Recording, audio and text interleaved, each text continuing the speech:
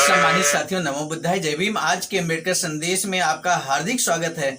आज का अम्बेडकर संदेश वैसे तो महाराष्ट्र राज्य को लेकर है, लेकिन कई साथी इसलिए अम्बेडकर संदेश या ऐसे वीडियो को वॉच नहीं करते, नहीं सुनते।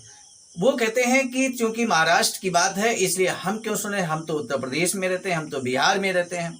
तो मेरे साथियों, हम आपको बताना चाहेंगे, हम बिहार में रहते हों चाहे उत्तर प्रदेश में रहते हों, रहते तो भारत देश में ही हैं।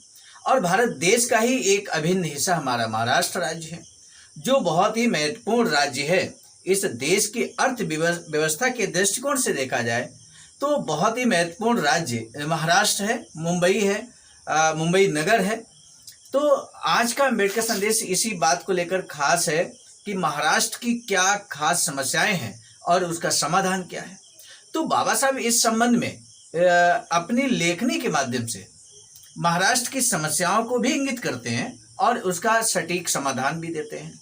आज के अम्बेडकर संदेश में आप जानने वाले हैं कि महाराष्ट्र का विभाजन यदि कर दिया जाए तो उसके क्या लाभ होंगे, या महाराष्ट्र को संयुक्त राज्य के रूप में रखा जाए तो उसका क्या लाभ या हानि होगा। तो इन दोनों ही पक्षों को लेकर आज का अम्बेडकर संदेश थोड़ा विस्तृत होने वाला है, लेकिन महत्वपूर्ण जानकारी है। विस्तार से जब जानकारी देंगे तभी महत्वपूर्ण जानकारी आप तक सटीक पहुंचेगी। इसलिए धैर्यपूर्वक आज के अम्बेडकर संदेश को अंत तक वॉच कीजिए। तो आइए शुरू करते हैं आज का अम्बेडकर संदेश। महाराष्ट्र को संयुक्त रूप से रखा जाए या विभाजन किया जाए, और विभाजन किया जाए तो कितने भागों में किया जाए, विभाजन के क्या लाभ और हानि होंगे, या संयुक्त रखने पर क्या नुकसान या क्या लाभ होगा। आज का अम्बेडकर संदेश बाबा साहब डॉक्टर अम्बेडकर संपूर्ण वाङ्मय खंड 1 से पेज नंबर हम आपको बता देते हैं 182 से लेकर 186 तक आज का अम्बेडकर संदेश रहेगा। BBAIC सारनाथ वाराणसी राज्य उत्तर प्रदेश देश भारत के सौजन्य से ये अम्बेडकर संदेश आपकी सेवा में अब प्रस्तुत है। बादशाह लिखते हैं कि मैं कह चुका हूं कि बंबई को एक नया क्षेत्र देकर इसे एक पृथक नगर राज्य बना दिया जाए। यानी कि बंबई को एक राज्य के रूप में बाबा साहब चाहते थे, और उसका नाम कल के अम्बेडकर संदेश में मैंने आपको बताया था, महाराष्ट्र नगर राज्य। इस तरह से उसका बंबई का नया नाम सुझाया था बाबा साहब ने।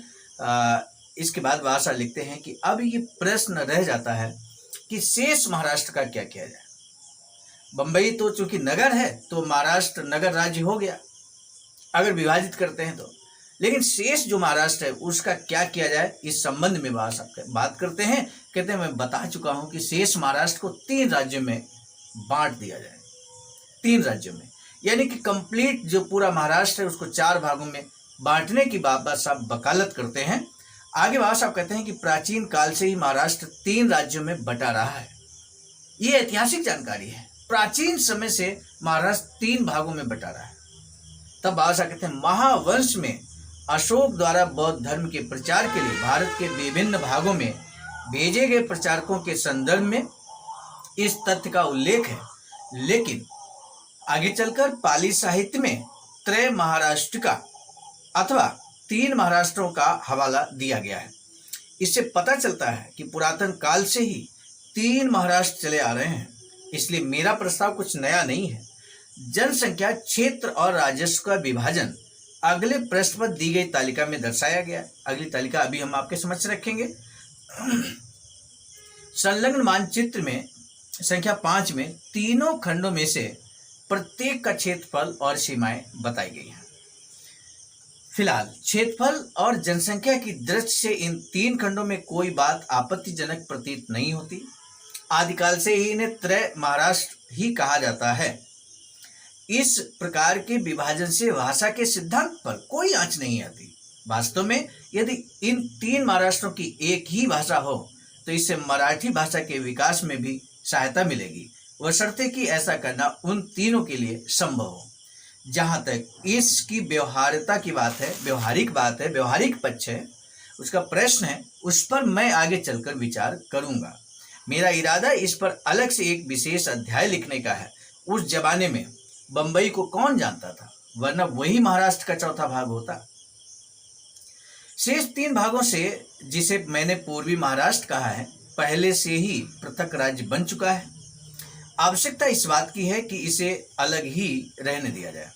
इसकी एक सुव्यवस्थित प्रशासन व्यवस्था है, सुव्यवस्थित राजस्व व्यवस्था है और सुव्यवस्थित न्यायिक व्यवस्था है। यह हिंदी भाषी लोगों के बंधन से मुक्त हो चुका है। अब एक ही समस्या शेष है कि महाराष्ट्र के अधीन आने वाले उस क्षेत्र को, जो उस समय बंबई राज्य का भाग है, और हैदराबाद राज्य के मराठावाड़ क्षेत्र को किस प्रकार विभक्त किया जाए। जो समस्या यहाँ शेष है उसकी तरफ बाबा साहब इंगित करते हैं। कहते हैं इन दोनों का एक ही में विलय करने और उसे तीसरे से जोड़ने के बजाय, जिसे मैं पूर्वी महाराष्ट्र कहता हूँ, बंबई के महाराष्ट्र वाले भाग और मराठवाड़ा को दो समान राज्यों में क्यों न विभक्त कर दिया जाए। मेरी यही योजना है। मैं बंबई राज्य के महाराष्ट्र वाले भाग के 6 जिलों को अंतरित करके उसे मराठवाड़ा का भाग बनाना चाहता हूँ। तीनों महाराष्ट्रों के क्षेत्रफल और जनसंख्या का विभाजन नीचे दर्शाया गया है।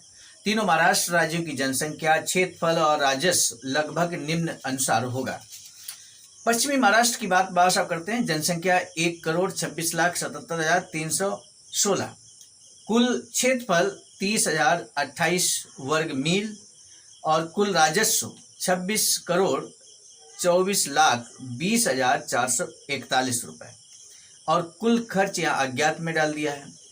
मध्य महाराष्ट्र की जनसंख्या 1,24,09,044, कुल क्षेत्रफल 55,482 वर्ग मील और कुल राजस्व यहाँ 21,63,80,095 और कुल खर्च यहाँ अज्ञात दिखा दिया है।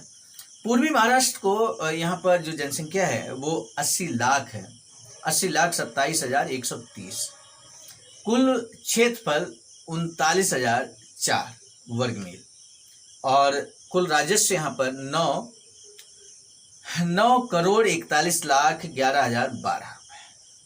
तो इस तरह से ये पूरा का पूरा यहाँ पर भाषण जो 3 शेष राज्यों की बात बाबा साहब कर रहे हैं महाराष्ट्र के बारे में, उसकी जनसंख्या, कुल क्षेत्रफल और कुल राजस्व उसके हिस्से में कितना आएगा, A to Z बाबा साहब यहाँ बात बता देते हैं। बाबा साहब की हर स्पीच, हर लेख की खास बात ये होती है, अगर बाबा साहब ने समस्या को रखा है तो समाधान स्वयं ही रखते हैं। समाधान भी स्वयं सुझाते हैं और बहुत सुंदर समाधान यहाँ पर। इसके लाभ क्या हैं ये भी जानेंगे आज के अम्बेडकर संदेश। बाबा साहब स्वयं इस बात को बताते हैं कि किसी राज्य को हम कई राज्यों में अगर विभक्त कर देते तो उसका समाज को क्या लाभ होता है। जिस तरह से आपने देखा होगा माननीय बहन जी की गवर्नमेंट में उत्तर प्रदेश में जो बड़े जिले थे उनको कई भागों में ब्रेक कर दिया गया और उन्हें छोटे छोटे जिलों में कन्वर्ट कर दिया गया। तो उसका क्या लाभ होता है, समाज को क्या लाभ होता है। ये कई राज्यों में जब डिवाइडेशन, उत्तर प्रदेश को 4 भागों में विभक्त करने का प्रस्ताव मैंने आपको पिछले अम्बेडकर संदेश में बताया था कि 15 नवंबर 2011 को केंद्र सरकार को माननीय बहन जी ने अपने शासनकाल में भेज दिया था। आखिर वो 4 राज्य अगर उत्तर प्रदेश के 4 भाग बन जाते हैं तो उसका समाज को क्या लाभ होता, बाबा साहब इस बारे में बताते हैं। तो आइए हम आपको आगे ले चलते हैं। बाबा साहब कहते हैं अब मैं अपनी योजना के समर्थन में कारण बताना चाहता हूँ। मैं पहले कह चुका हूँ कि महाराष्ट्र हमेशा से 3 भागों में बटा रहा है। यह एक ऐतिहासिक तर्क है, ऐतिहासिक तर्क है। इससे कम से कम ये पता चलता है कि जिसे संयुक्त महाराष्ट्र कहा जाता है उसकी परंपरा, रहन सहन, सामाजिक और आर्थिक स्थिति समान नहीं है। जिन लोगों को संयुक्त महाराष्ट्र लेने की जल्दी है वे शायद इस पर गंभीरता से विचार न करें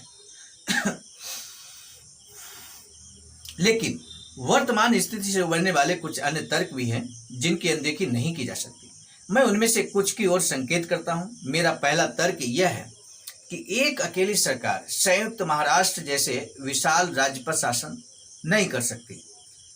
मराठी भाषी क्षेत्र की कुल जनसंख्या 3,30,83,490।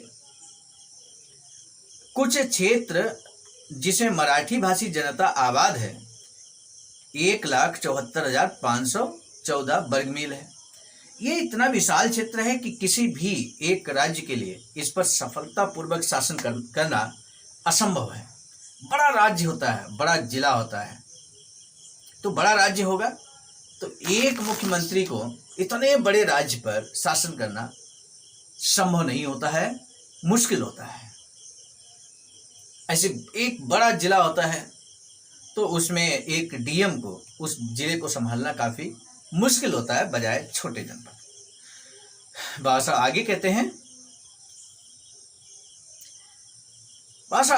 हैं कि ये इतना विशाल क्षेत्र है कि किसी भी एक राज्य के लिए इस पर सफलतापूर्वक शासन करना असंभव है। जो महाराष्ट्री संयुक्त महाराष्ट्र की बात करते हैं उन्हें अपने महाराष्ट्र के क्षेत्रफल और जनसंख्या की विशालता का अनुमान ही नहीं है। लेकिन एकमात्र महाराष्ट्रीय राज्य ही क्यों, ये बात मेरी समझ से बाहर है। पृथक महाराष्ट्र राज्य की मांग करना एक बात है, लेकिन एकमात्र महाराष्ट्र राज्य सर्वथा भिन्न बात है। मैं ऐसे पृथक महाराष्ट्र के पक्ष में हूं जो गुजरातियों से भी अलग हो और हिंदी भाषी लोगों से भी अलग हो। लेकिन मेरी समझ में यह नहीं आता कि स्वतंत्र महाराष्ट्र का एक ही राज्य क्यों बनाया जाए। महाराष्ट्रियों का उत्तर प्रदेश पर आक्रमण करने का तो कोई इरादा नहीं है और इसलिए उनका कोई संयुक्त मोर्चा हो यह भी जरूरी नहीं है। भाषा आगे कहते हैं, मराठों के दृष्टिकोण से भी इस प्रकार का समेकन क्यों हो। सतारा के मराठे का औरंगाबाद के मराठे से क्या संबंध, नासिक के मराठे से रत्नागिरी के मराठे का क्या लगाव। सतारावासी मराठा औरंगाबाद के मराठा की समस्याओं से क्या हमदर्दी या लगाव रख सकता है। इसी प्रकार नासिक में रहने वाले मराठों को रत्नागिरी के मराठों की समस्याओं से क्या दिलचस्पी होगी। समेकन का कोई मतलब नहीं है और उससे कोई प्रयोजन सिद्ध नहीं हो सकता। वर्तमान मुंबई के मंत्रिमंडल में जितने भी मराठा मंत्री हैं सभी सतारा या नासिक जिले के हैं, कोई भी कोंकण का नहीं है। दूसरी बात गौर करने की यह है कि महाराष्ट्र के तीनों भागों में से कोई आर्थिक समानता नहीं है। मराठवाड़े के निजाम ने सर्वथा उपेक्षा की है। इस बात की क्या गारंटी है कि अन्य दो महाराष्ट्र उस महाराष्ट्र के हितों की देखभाल करेंगे जिसे मैंने मध्य महाराष्ट्र की संज्ञा दी है। महाराष्ट्र के तीनों भागों में औद्योगिक समानता तीसरा मुद्दा है जिस पर विचार किया जाना है। पश्चिमी महाराष्ट्र और पूर्वी महाराष्ट्र औद्योगिक दृष्टि से सुविकसित है, लेकिन मध्य महाराष्ट्र की क्या स्थिति है, उसके औद्योगिक विकास की क्या गारंटी है। क्या पश्चिमी महाराष्ट्र और पूर्वी महाराष्ट्र मध्य महाराष्ट्र के औद्योगिक विकास में रुचि दिखाएंगे। चौथी बात जिस पर गौर किया जा सकता है वो एक और तो यह है कि पूर्वी और पश्चिमी महाराष्ट्र और दूसरी ओर पूर्वी और मध्य महाराष्ट्र पूना में शिक्षा की असमानता है। उनके बीच की असमानता भी अच्छी खासी है। यदि मध्य महाराष्ट्र पूना विश्वविद्यालय के अधीन चला गया तो उसका भाग्य फूट जाएगा। मुझे मराठवाड़ा की भारी चिंता है। उस पर विगत 200 वर्षों से निजाम का शासन था। निजाम ने इस क्षेत्र की घोर उपेक्षा की है और उसमें कोई दिलचस्पी नहीं ली। मराठवाड़ा में कोई एक मील जमीन ऐसी नहीं मिलेगी जहां नहरी सिंचाई होती हो। वहां के ताल्लुक क्षेत्रों में शायद ही कोई हाई स्कूल हो। निजाम की लोक सेवा में मराठवाड़ा के युवक का नामो निशान नहीं मिलेगा, नाम या निशान नहीं मिलेगा। मैं अपनी जानकारी और अनुभव के आधार पर ये बात कह रहा हूँ। लोग न केवल गरीब हैं बल्कि अज्ञानी भी हैं। उन्हें धनवान लोगों ने दोनों तरफ से दबोच रखा है। जब उनके रोजगार के रास्ते बंद हो जाएंगे तो उनकी और भी दुर्गति होगी। मैं ये सोचकर कांप उठता हूं कि जब मराठवाड़ा पूना विश्वविद्यालय के अधीन चला जाएगा तो उसका क्या हश्र होगा। पूना विश्वविद्यालय के अधीन स्कूल कॉलेजों में शिक्षा का स्तर इतना ऊंचा है कि मराठवाड़ा का कोई लड़का शायद ही परीक्षा पास कर सके। पूर्ण संभव है कि संयुक्त महाराष्ट्र के लिए जिस प्रकार के पागलपन का प्रदर्शन किया जा रहा है उससे अकेले और सबके लिए समान विश्वविद्यालय की स्थापना के लिए पागलपन पैदा होगा। उधर संयुक्त महाराष्ट्र की रचना हुई और उधर पूना और नागपुर के ब्राह्मणों ने नौकरियों के लिए मराठवाड़ा पर धावा बोला। महाराष्ट्र के 3 भागों में विभक्त किए जाने का एक और कारण भी है। बंबई की विधानसभा में विधायकों की कुल संख्या 315 है जिसमें से 149 सदस्य मराठी भाषी हैं। बंबई की विधान परिषद में सदस्यों की कुल संख्या 72 है जिसमें 34 मराठी भाषी हैं। जाहिर है कि बंबई राज्य का मुख्यमंत्री मराठी भाषी होना चाहिए था। श्री हीरे मुख्यमंत्री पद के लिए उम्मीदवार के रूप में खड़े हुए थे। लेकिन उन्हें कांग्रेस की आला कमान ने बिठा दिया। न केवल श्री हीरे को बिठा दिया गया, बल्कि उन्हें मुख्यमंत्री के पद के लिए मोरारजी देसाई का नाम प्रस्तावित करने के लिए बाध्य किया गया। एक महाराष्ट्रीय नेता का ये कैसा निरादर था। और ये भी देखने की बात है कि कांग्रेस की आला कमान की दृष्टि में महाराष्ट्रियों की राजनीतिक सूझबूझ का कितना मूल्य है। मराठा मंत्रियों की यही अक्षमता विषयों के उस विभाजन से भी स्पष्ट होती है जिसका निर्देश पहले किया जा चुका है। ऊपर लिखित तथ्यों से स्पष्ट हो जाता है कि मराठों में राजनीतिक सूझबूझ की कमी है। उनमें कोई भी तिलक या गोखले या रानाडे जैसा प्रतिष्ठित नहीं है। आज महाराष्ट्र की कोई कीमत नहीं। आज महाराष्ट्रीय की कोई कीमत नहीं है। कांग्रेस में जो महाराष्ट्रीय हैं उनको कोई नहीं पूछता।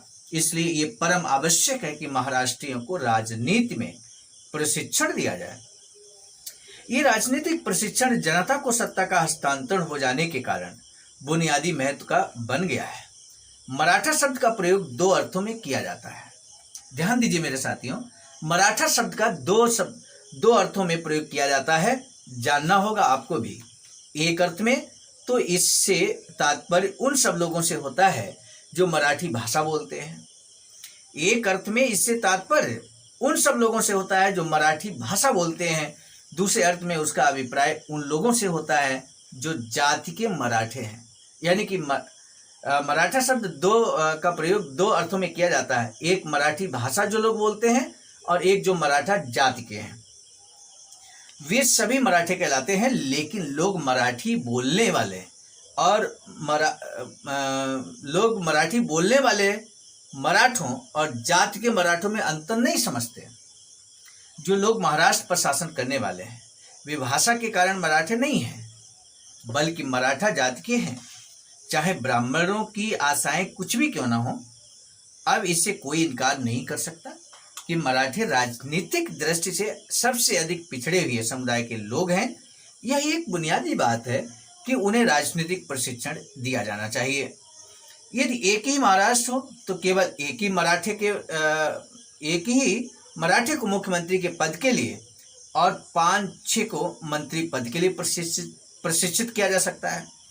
इसके विपरीत यदि 3 महाराष्ट्र राज्य हों तो 3 मराठों को मुख्यमंत्री के रूप में और 30 मराठों के पद के लिए प्रशिक्षण दिया जा सकता है। हम अपने नेताओं को शिक्षित करने में सहायता देकर वास्तव में अपनी ही सेवा कर सकते हैं। यानी कि बाबा साहब ने यहाँ स्पष्ट बात कही कि अगर 3 महाराष्ट्र बनेंगे, 4 का हालांकि प्रस्ताव है, बंबई की यहाँ पे बात नहीं की जा रही है, तो 3 अगर महाराष्ट्र बनेंगे तो 3 मुख्यमंत्री बनेंगे मराठा के। और एक राज्य पर यहाँ पर 5-6 मिनिमम और 10 का एवरेज लेकर बाबा साहब चलते हैं कि 10 अगर मंत्री बनते हैं तो कितने हो गए? 3 राज्यों में 30 मंत्री होंगे। 3 मुख्यमंत्री और 30 मंत्री हो गए। मराठों की बात हो रही है। तो मेरे साथियों, अब किसे फायदा है? एक ही महाराष्ट्र बना रहे, एक मराठा मुख्यमंत्री बने और 5-6 या 10 मंत्री बने, उसमें फायदा है, या कई राज्य यानी कि 3 राज्यों में बंटवारा हो जाए उसमें फायदा है? बात आगे कहते हैं, मराठों को शिक्षित करने का एक ही तरीका है। मराठों को शिक्षित करने का कौन सा तरीका भाषा बताते हैं? कहते कि उन्हें अपनी क्षमताओं का विकास करने और उन क्षमताओं का उपयोग करने के लिए और अधिक अवसर प्रदान किए जाएं। अवसर की बात करते हैं बाबा साहब। 3 महाराष्ट्रों की रचना से ही ये संभव हो सकता है। यानी कि जब 3 महाराष्ट्र बनेंगे तो ज़्यादा से ज़्यादा लोगों को, मराठों को अवसर मिल जाएगा।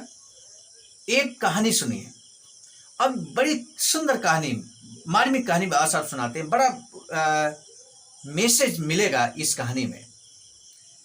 बाबा साहब कहते हैं, एक कहानी सुनिए जो अवसर के लिए बहुत प्रासंगिक है। एक छोटी बच्ची का बाप उसे घुमाने के लिए जंगल ले गया। बच्ची ने देखा कि बड़े पेड़ों की जड़ में छोटी छोटी झाड़ियां उगाई हैं।